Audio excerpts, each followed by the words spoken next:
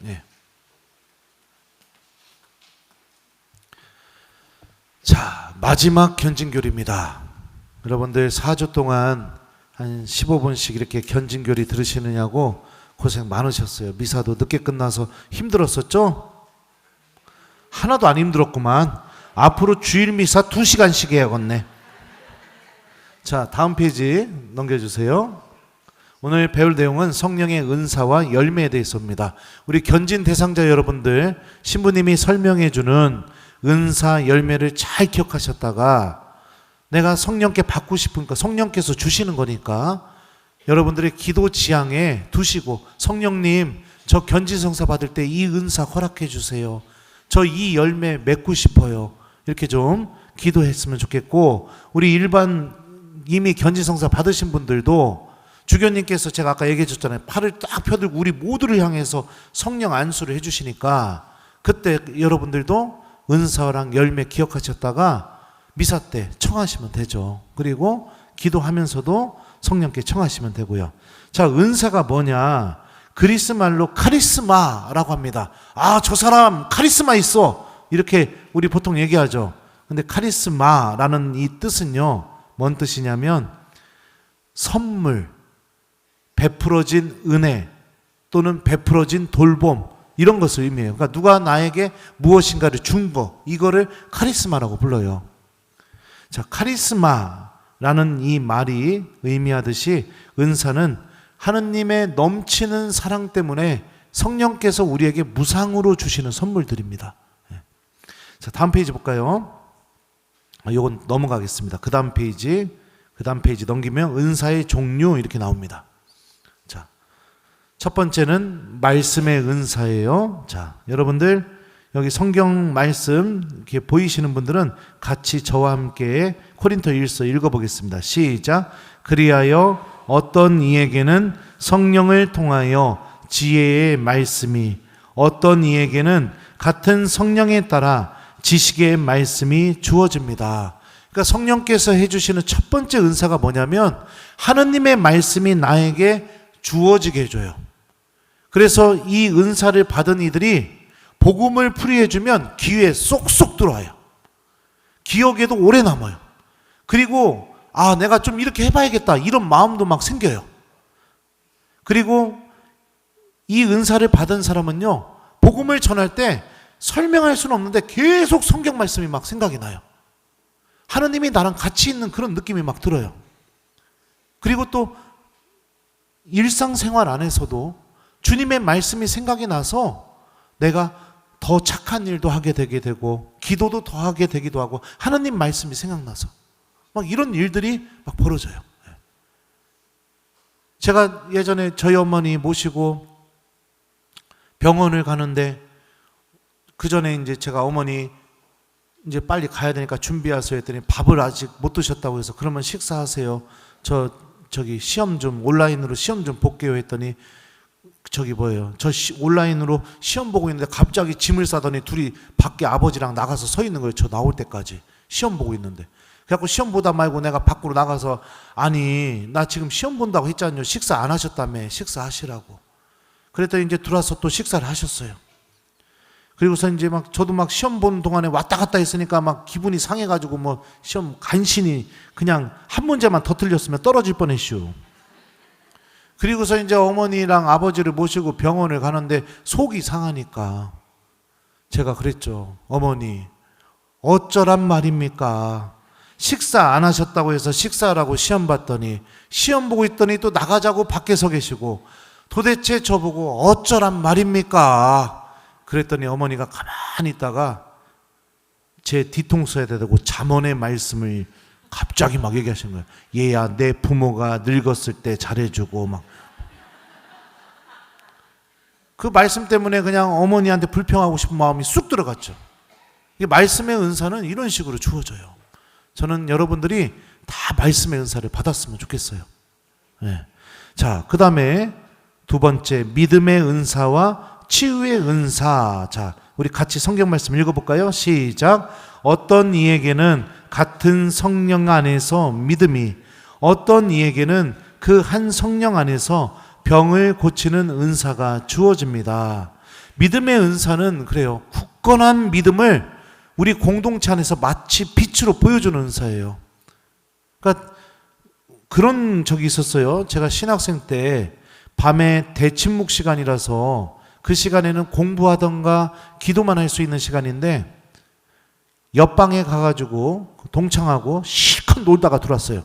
들어왔는데 저랑 같은 방 쓰는 제 동창이 책상 위에서 촛불 켜놓고 묵주기도 하고 있는 겁니다. 근데 그 모습을 보는 순간 제가 무슨 생각이 들었냐면 나는 지금 뭐 하고 있지? 내가 이렇게 살아도 되나? 이런 생각이 드는 거예요. 이게 믿음의 은사가 힘을 드러낸 거예요. 분명한 믿음의 모습이 탁 드러나면서 믿음이 없는 이들의 마음을 막 두드리는 겁니다. 이게 믿음의 은사죠. 절망 가운데에서도 믿음의 은사를 지닌 사람은 묵주를 들고 하나님께 도움을 청합니다. 유혹을 받을 때도 믿음의 은사는 굳건하게 믿음을 지키는 힘을 내 안에서 발휘해줘요.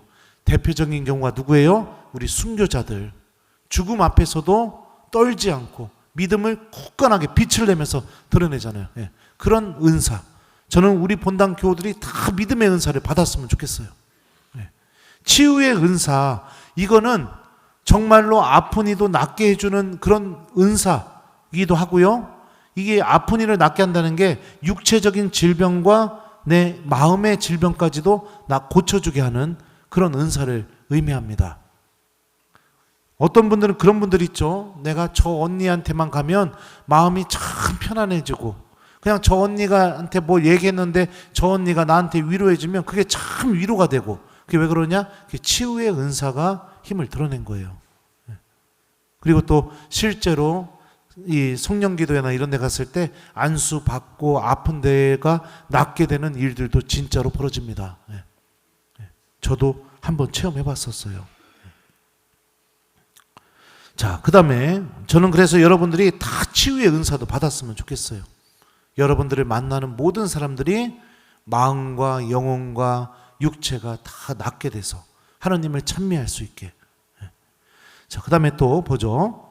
기적, 예언, 식별, 신령한 언어, 해석의 은사들. 자, 같이 성경 말씀을 읽겠습니다. 시작.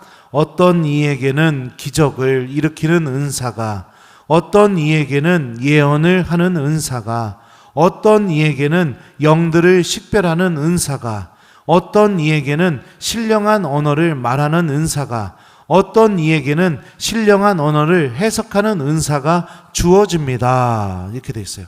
기적의 은사는 말 그대로 초자연적인 기적을 일으키는 은사입니다. 이게 그 사람을 드러내기 위한 것이 아니라 그 기적을 통해 하느님이 우리와 함께 계시다는 것을 사람들이 깨닫게 해주기 위해서 성령께서 이 은사를 허락하세요. 제 동창 신부들이 저를 보면서 하는 말들이 있습니다. 종종. 너를 보면 우리가 하나님이 살아계시다는 걸 느껴. 제 삶에 기적이 일어난 거죠. 공부 못했던 신학생이 유학까지 다녀오고 그렇게 쪼잔하고 저기 뭐예요 속상하게 한 사람들 이름 다 적어놨던 애가 마음이 한결 뭐 아직도 좀 쪼잔하긴 하죠. 아무튼 그래도 동창들이 보기에는 이거는 하느님이 아니면 얘를 바꿔놓을 수가 없구나 이렇게 느껴져서 그런 말을 한 거죠.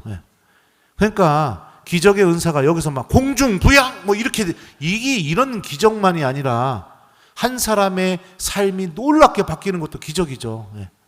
이런 식으로 은사가 일어나게 돼요. 예언의 은사는 하느님의 말씀을 전해주는 은사예요. 그 말씀이 그 사람의 가슴에 정확하게 후벼파가지고 그가 죄로부터 돌아서게 만들고 그가 회개하게 만들고 그런 은사가 예언의 은사입니다. 식별의 은사는 어떤 것이 악에서 오는 것인지 하느님에게서 오는 것인지를 구분하게 해줘요. 내가 무엇인가를 선택하게 될 때 이것을 선택하면 결국에 내가 죄를 저지르게 되는 것인지 아니면 하느님께로 가는 게 되는 것인지를 명확하게 구분하게 해주는 그런 은사입니다. 신령한 언어는요, 내 입에서 내 의도와는 상관없이 성령의 언어가 막 나옵니다. 저는 이걸 너무너무 해보고 싶은데 허락을 안 해줘요.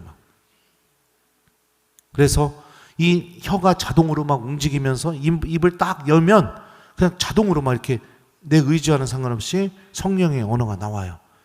그러면서 깨닫는 거죠. 성령 하느님이 나와 함께 계시는구나.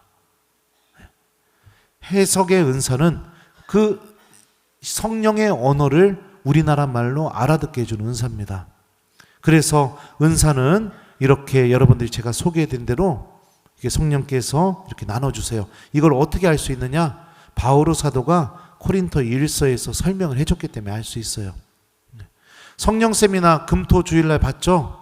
우리 기존에 세례 받으신 여러분들 그리고 견지성사까지 받으신 여러분들, 성령 세미나는 나에게 이 은사가 힘을 드러내게 도와주는 기도예요. 그래서 나 같은 사람도 성령께서 은사를 허락하시고 성령께서 나와 함께 계시는구나, 이거를 깊이 체험하게 도와주는 게 성령 세미나라고요. 이걸 안 할 이유가 없죠. 만사 제쳐놓고 해야죠. 저는 성령 세미나 가갖고 하느님이 살아계시다는 거 거기서 체험했습니다. 여기가 천국이구나, 이런 느낌이 들었었어요. 그러면 신부님, 이 은사는 딱 하나만 주시나요? 아니에요. 내가 복음을 전하고 기도하고 하느님을 위해서 사랑을 실천할 때마다 그때그때 주님께서 필요한 은사들을 계속 나눠주십니다.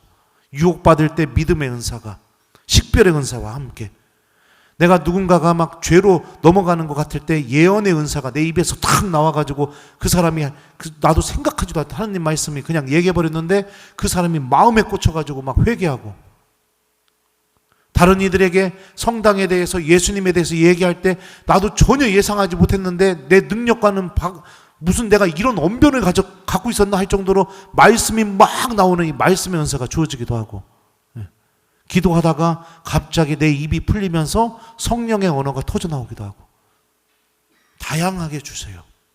우리 모두가 이걸 다 받을 수가 있습니다.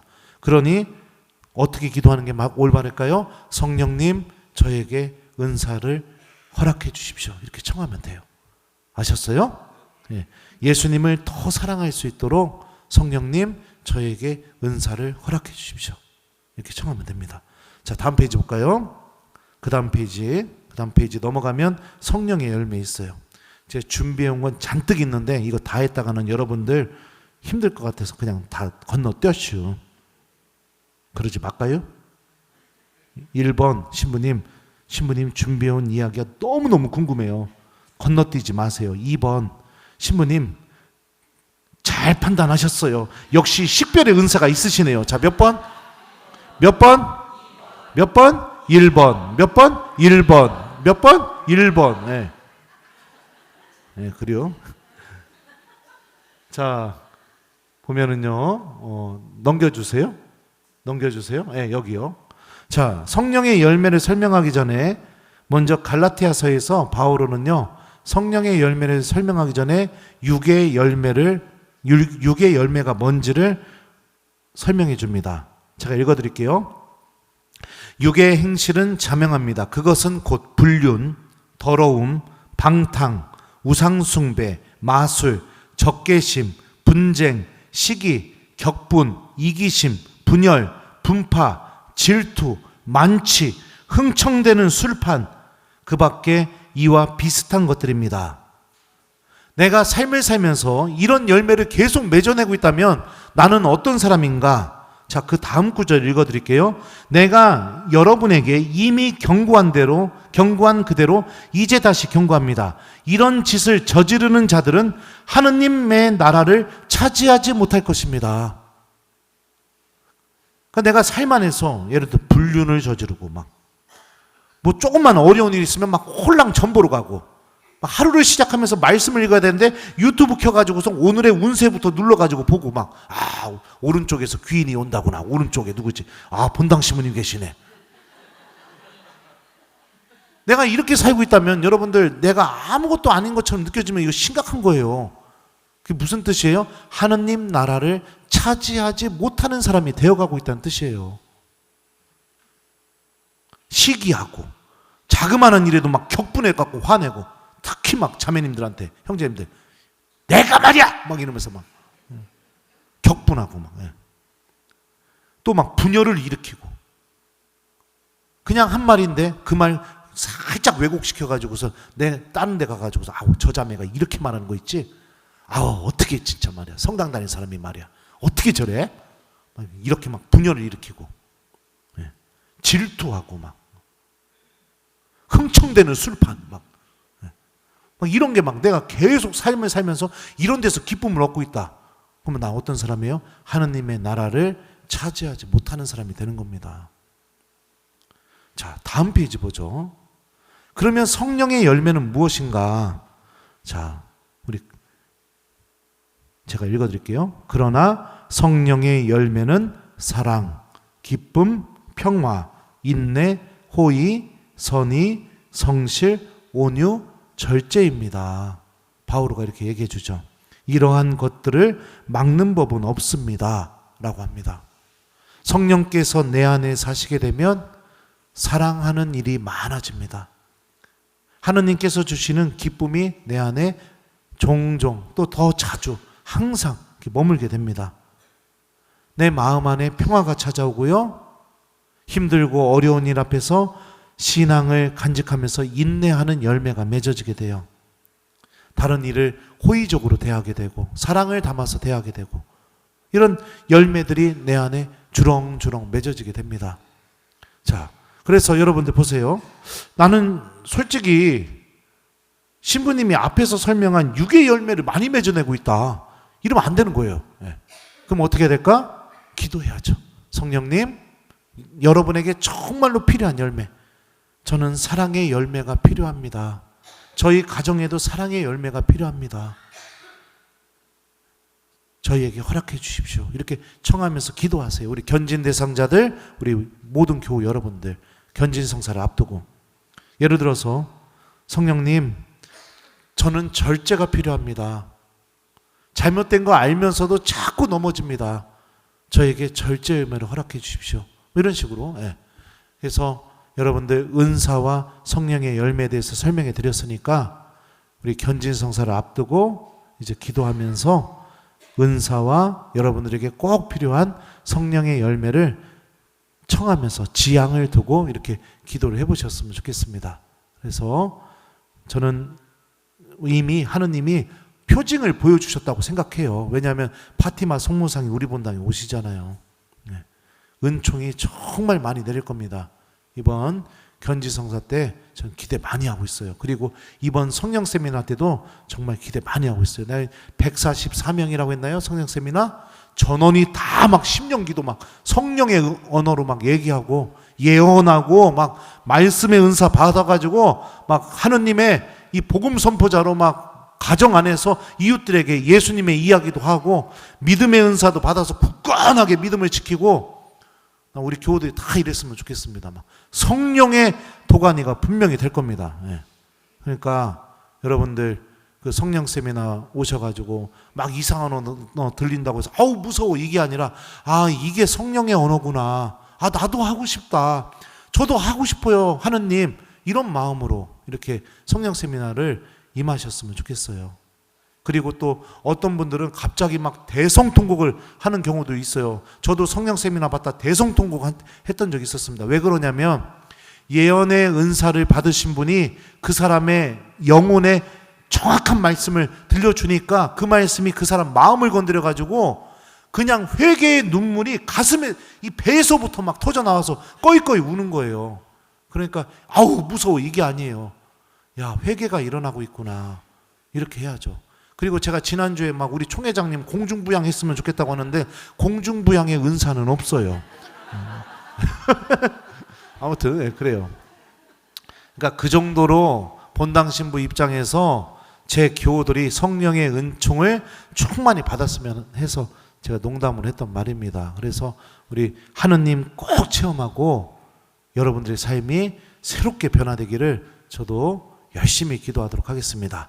견진교리 이제 4차까지 듣느냐고 고생 많으셨죠. 그리고 우리 성령의 은총이 충만하게 내리기를 신부님도 항상 기도할 테니까 여러분들 하나씩 하나씩 이제 준비하면서 우리 성령 강림 대축일을 잘 맞이했으면 좋겠습니다. 견진교리 끝났습니다. 감사합니다.